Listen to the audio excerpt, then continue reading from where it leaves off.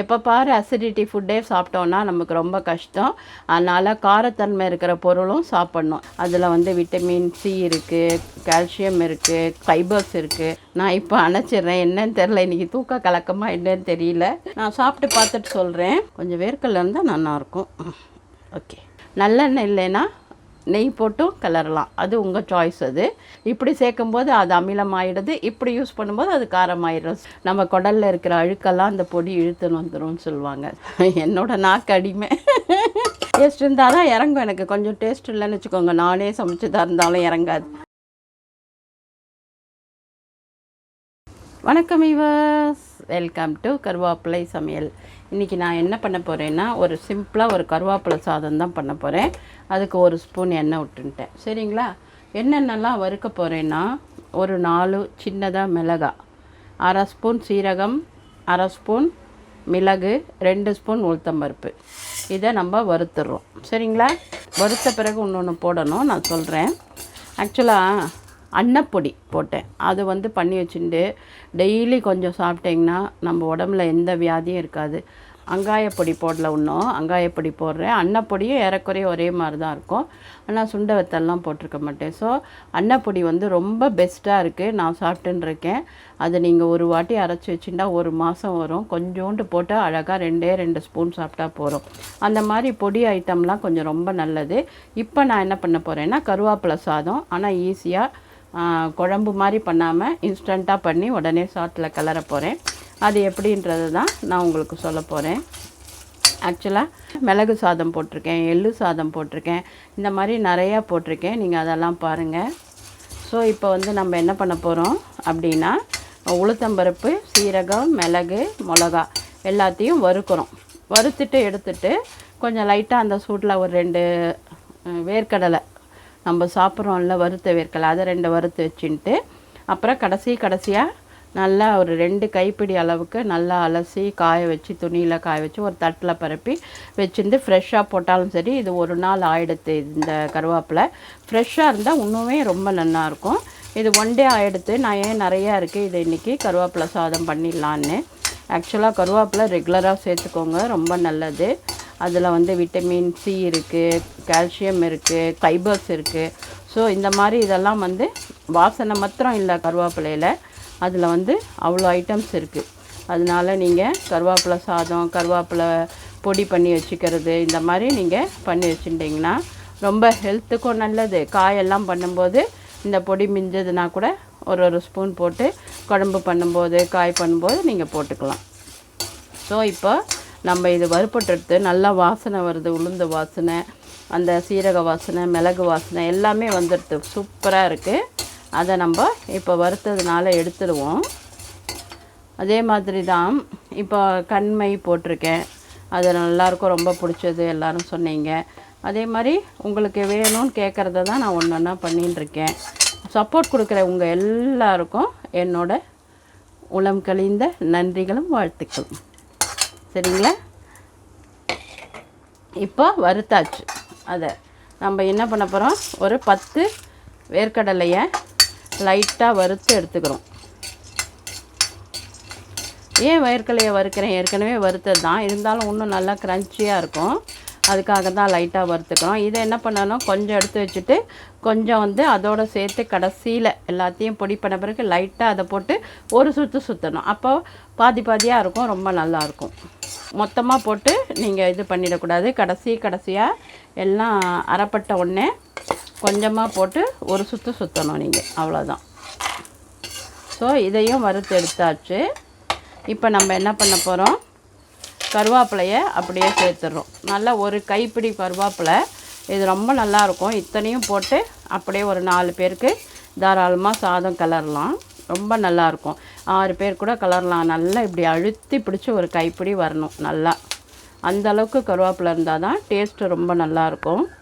பாருங்கள், இப்போ கருவேப்பிலை வாசனையும் நல்லா வந்துடும்.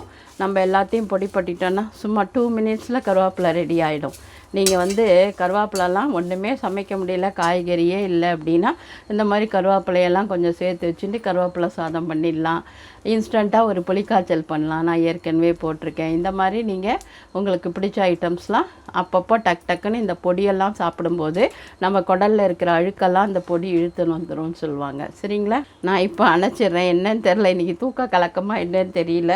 இப்போ வந்து கருவேப்பிலையை அணைச்சிட்டேன்னா இதுக்கப்புறம் இது ஆறினவுடனே எல்லாத்தையும் பொடி பண்ணிவிட்டு டக்குன்னு சாதம் ஏற்கனவே வெடித்து வச்சுட்டா 2 நிமிஷம் அழகாக சூப்பராக நல்லெண்ணெய் போட்டு கருவேப்பிலை சாதம் ரெடி ஆகிடும். நல்லெண்ணெய் இல்லைன்னா நெய் போட்டும் கிளறலாம், அது உங்கள் சாய்ஸ். அது நெய்யை உருக்கி சாப்பிட்ணுன்னுவாங்க. ஏன்னா நெய் வந்து உங்களுக்கு நல்ல கொலஸ்ட்ரால், உருக்கி சாப்பிடும்போது உடம்புக்கும் நல்லது. அதனால் நெய் வந்து நம்ம கண்டிப்பாக சாப்பிட்லாம். ஏன்னா அமிலத்தன்மைன்னு இருக்குது, காரத்தன்மைன்னு இருக்குது. இப்போ அமிலத்தன்மைன்னா இப்போ சப்பாத்தி வந்து நம்ம எண்ணெய் போட்டு பசைஞ்சிட்டா அது அமிலமாயிடும். அதே எண்ணெய் போடாமல் வெறும்னே நல்லா தண்ணி விட்டு பசைஞ்சு சுக்காவாக அடுப்பில் போட்டு இந்த சேடெல்லாம் சாப்பிடுவாங்க பாரு, அந்த மாதிரி இருந்ததுன்னா உங்களுக்கு அது காரமாயிடும். இப்படி நம்ம சாப்பிட்ற உணவுலேயே அமிலமும் காரமும் இருக்கும். எப்போ பாரு அசிடிட்டி ஃபுட்டே சாப்பிட்டோன்னா நமக்கு ரொம்ப கஷ்டம். அதனால் காரத்தன்மை இருக்கிற பொருளும் சாப்பிட்ணும். இந்த மாதிரி ரெண்டும் எப்படி காரமாகுது, ஒரே பொருள் இப்படி சேர்க்கும்போது அது அமிலமாயிடுது, இப்படி யூஸ் பண்ணும்போது அது காரமாயிடும். ஸோ நீங்கள் அந்த மாதிரி கரெக்டான ப்ரொபோர்ஷனேட்டில் நீங்கள் யூஸ் பண்ணிங்கன்னா ரொம்ப நல்லாயிருக்கும். இப்போ நம்ம கருவேப்பிலை ஆறட்டும், அரைச்சி எடுத்துன்னு வந்துட்டு உங்களுக்கு காமிக்கிறேன். பாருங்கள், இப்போ அரைச்சின்னு வந்தாச்சு. இதில் நடுவில் சின்ன சின்னதாக ஒயிட்டாக தெரியறது தான் வேர்க்கடலை. கடைசியில் ஒரு சுற்றினா அது கொஞ்சம் க்ரன்ச்சியாக அங்கங்கே வரும். சரிங்களா? இப்படி பண்ணிக்கோங்க. அதுக்கப்புறமும் வேர்க்கடலை போடுவோம், கொஞ்சமாக போட்டுக்கலாம். இப்போ என்ன பண்ணணும், நல்லெண்ணெய் விட்றேன். கொஞ்சமாக தான் விட்ருக்கேன் நல்லெண்ணெய். கடுகு போட போகிறோம். கடுகு வெடித்த உடனே எகெயின் இதில் கொஞ்சம் வேர்க்கடலை, கொஞ்சம் உளுத்தம்பருப்பு போட்டுடுவோம். சரிங்களா? கொஞ்சமாக உளுத்தம்பருப்பு போட்டுக்கிறேன், கொஞ்சமாக வேர்க்கடலை தள்ளிக்கிறேன். அவ்வளோதான், ரொம்ப வேண்டாம். ஏற்கனவே வேர்க்கடலை போட்டிருக்கோம். அதனால் ஆக்சுவலாக வேர்க்கடலை வந்து சாப்பிட்டா உங்களுக்கு உடம்பு ரொம்ப ஸ்ட்ராங்காக இருக்கும். காந்திஜிலாம் பாருங்கள் வெறும் வேர்க்கடலை தான் சாப்பிட்டார். அதனால் வேர்க்கடலை கண்டிப்பாக சாப்பிடுங்க. அப்புறம் இப்போ அடுப்பை அணைச்சிடுவோம். அணைச்சிட்டு கொஞ்சமாக பெருங்காய பொடி போடுறேன். அதுக்கப்புறமா இப்போ இதில் சாத்தை போட்டுடுறோம். கொஞ்சம் போட்டு எடுத்துடுறேன், சூடு நல்லாயிருக்கும். பாருங்கள், சாதம் கொஞ்சம் அந்த சூட்டில் போட்டு எடுத்துட்டேன். இப்போ நம்ம என்ன பண்ண போகிறோம்னு நான் உங்களுக்கு காமிக்கிறேன். இப்போ நம்ம எப்படி கருவேப்பிலை பொடி சாதம் கிளற போகிறோம் அப்படின்னா, இந்த சாத்துக்கு தேவையான இங்கே பாருங்கள் உப்பு, பொடி உப்பு. சப்போஸ் வந்து நீங்கள் பொடியிலையே கூட உப்பு போட்டு அரைக்கலாம்.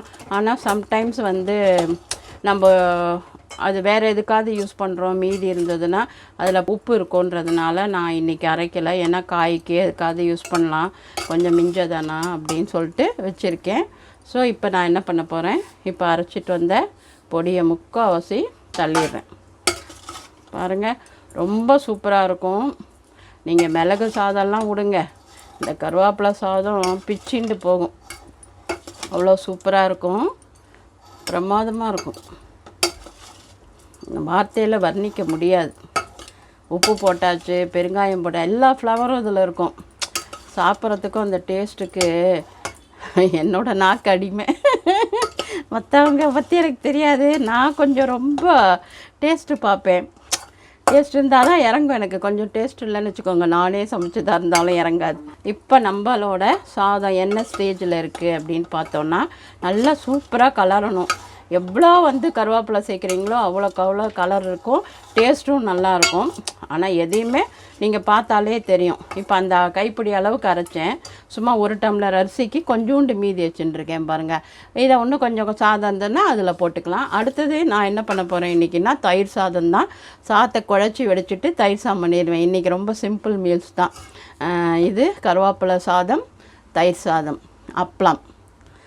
என்ன அப்படின்னு பார்க்குறீங்களா? ஆமாம், ஒரு நாளைக்கு நான் எப்போவுமே பொடி சாதமாக கலந்து வச்சுடுவேன். அது என்னோடய ஸ்டைல். அது இப்போ உங்களுக்கு காமிக்கிறேன், எப்படி இருக்குது பார்த்துட்டு சொல்லுங்கள். சூப்பராக இருக்கா? கண்டிப்பாக நீங்கள் ட்ரை பண்ணுவீங்க. ட்ரை பண்ணிவிட்டு என்ன பண்ணணும், சூப்பராக வருதா கமெண்ட் கொடுக்கணும், ஷேர் பண்ணணும், ஃபாலோ பண்ணிக்கணும் ஃபேஸ்புக்கில். ஓகேங்களா? நான் சாப்பிட்டு பார்த்துட்டு சொல்கிறேன் எப்படி இருக்குன்னு, உப்பு காரம்லாம் கரெக்டாக இருக்கான்னு. ஏன்னா நம்ம மிளகும் போட்டிருக்கோம், மிளகாயும் போட்டிருக்கோம். எம்மியாக இருக்குது. கொஞ்சம் வேர்க்கடலை இருந்தால் நல்லாயிருக்கும். ஓகே,